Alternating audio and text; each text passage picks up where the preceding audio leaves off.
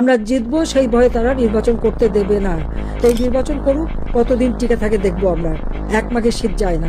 আওয়ামী লীগের নতুন কোনো নেতাকর্মী ভোট দেবে না, যতই আমার বিরুদ্ধে বদনাম দিক, যতই আমাকে মৃত্যুদণ্ড দিক। আওয়ামী লীগ যদি ইলেকশনে অংশগ্রহণ করে, তো জনগণ আওয়ামী লীগকেই ভোট দেবে। যেহেতু নৌকা নাই ব্যালটে, ব্যালটের নৌকা নাই, ব্যালটে ভোটও দেবে না।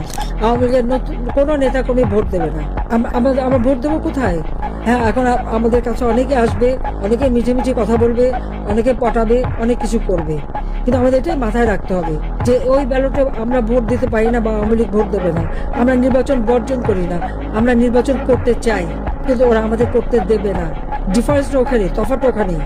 বিএনপি বর্জন করেছে, আমরা বর্জন করি না।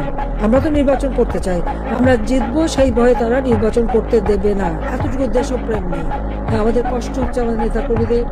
কারো ঘর নাই, বাড়ি নাই, বাড়িতে থাকতে পারে না, পরিবারের সাথে দেখা করতে পারে না, চিকিৎসা নিতে পারে না।